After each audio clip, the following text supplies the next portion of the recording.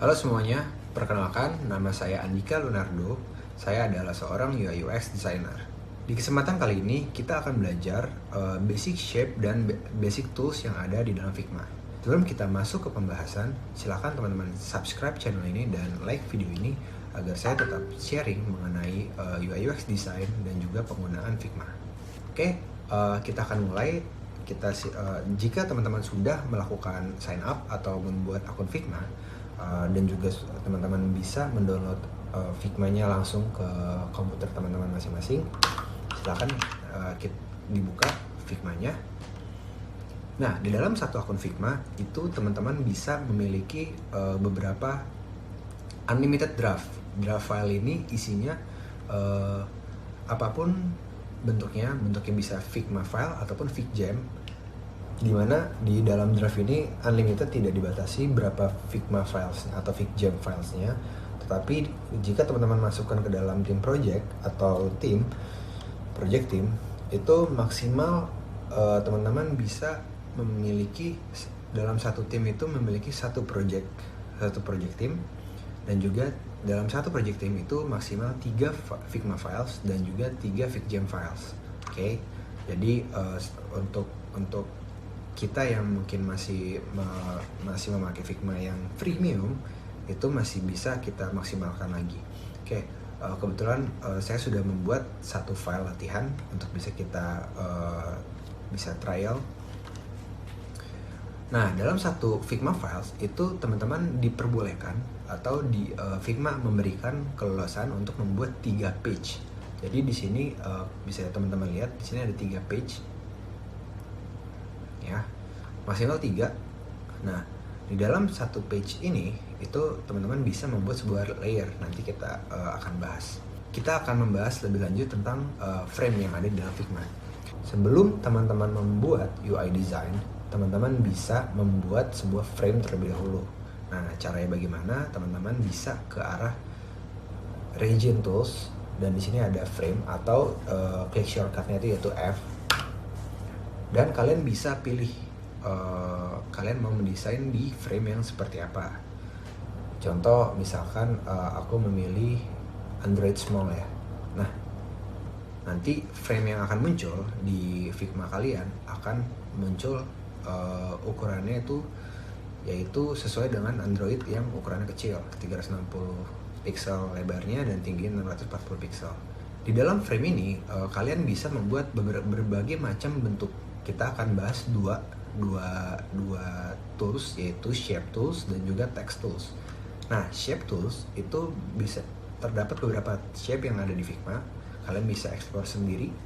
Ada rectangle, line, row, ellipse, polygon, star, dan place image.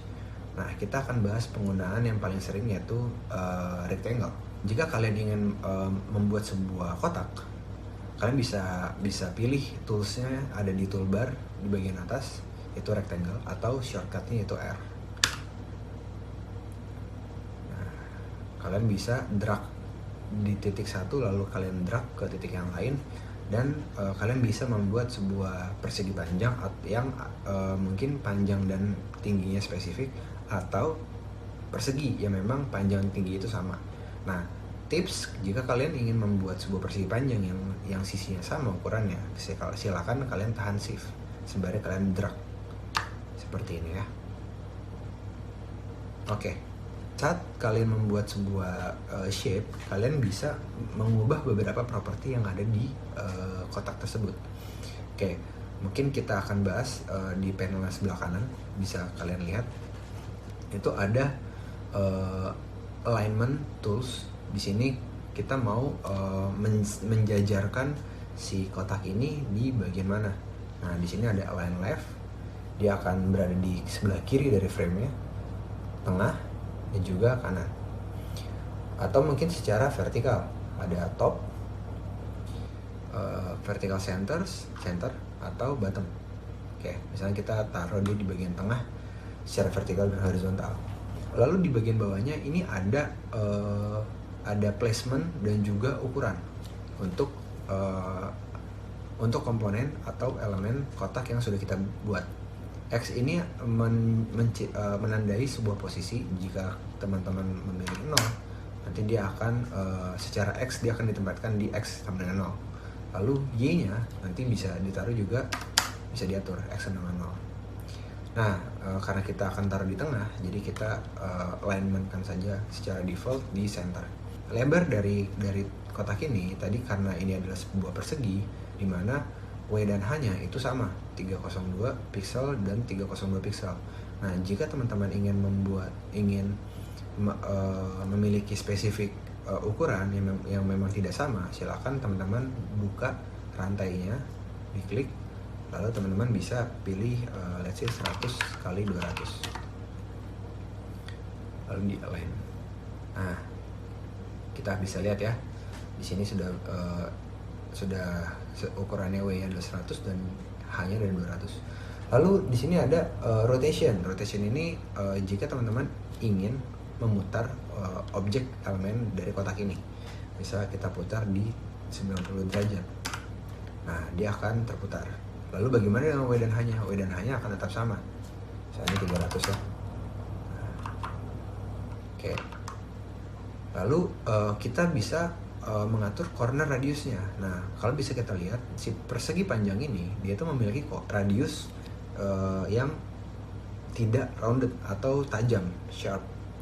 Jadi dia tidak membulat. Nah, bagaimana cara untuk bisa membulat? Seperti kebanyakan user interface yang sudah ada di era-era sekarang ini, banyak yang memakai rounded corner radius untuk membuat user interface mereka di dalam komponen mereka. Nah, misalnya kita taruh 12 pixel, ini bisa kita atur. Atau mungkin teman-teman bisa langsung drag aja. Nah, misalkan teman-teman ingin membuat corner radius spesifik di beberapa sisi dari komponen kalian, itu juga bisa. Kalian silakan pergi ke independent corners, lalu kalian klik. Nah, di sini nanti akan ada 4 input yang bisa kalian masukkan. Nah, jika kalian hover, kalian bisa mendapati ini sesuai dengan arah jarum jam dari kiri ke kanan ya. Nah, ini top left corner radius. Kalau kita masukkan nilai 4, dia akan membulat di pojok kiri atas. Lalu misalnya ini di 4 lagi. Nah, seperti ini ya. Jadi kalian bisa mengatur sisi-sisinya corner radiusnya berapa. Setelah itu kita punya fill. Jadi kalian bisa mengatur warna dari objek yang kalian sudah bikin. Misalnya saya atur warnanya menjadi merah marun seperti ini ya. Nah, warna ini pun bisa kalian atur hex code-nya berapa, atau mungkin RGB-nya berapa, atau mungkin CSS-nya seperti apa, HSL-nya bagaimana, ataupun HSB-nya. Jadi ada beberapa opsi untuk menentukan warna di dalam Figma. Nah, ini juga opacity-nya bisa kalian atur. Let's say aku atur 50%. Seperti ini ya, jadi bisa diatur. Kita kembalikan lagi. Lalu ada stroke. Stroke itu adalah garis yang mengelilingi objek kalian. Nah, misalnya nih kita masukkan warnanya hitam ya. Kita tambahkan di sini, kalian bisa menambahkan tebal dari stroke-nya. Misalkan aku tambahkan di 6. Gitu. Nah, di sini ada beberapa pilihan untuk stroke ini berada di mana. Jadi kalian bisa mengatur di tengah, inside atau outside. Nah, kalau kalian lihat nih, warna biru ini menjadi jadi area basic dari elemen kotak ini yang sudah kita custom. Nah, ini bisa kita atur stroke-nya ada di keluar atau ke dalam. Ini jika ke dalam, bisa kalian lihat di kotak warna biru selection-nya. Lalu bisa juga di tengah. Nanti disesuaikan tergantung dari kebutuhan kalian. Kalian juga bisa menambahkan efek ini seperti drop shadow, atau mungkin inner shadow, atau layer blur. Ini bisa kalian atur blur radiusnya berapa, atau mungkin background blur. Nah, ini bisa diatur juga. Misalnya drop shadow ya, kita atur blurnya di angka 12, lalu opacity-nya 12 juga, biar soft dan halus gitu. Nanti kita akan belajar banyak tentang elevation untuk bisa mengatur drop shadow. Lalu ada export, kalian bisa export juga komponen ini menjadi PNG, JPEG, SVG ataupun PDF. gitu.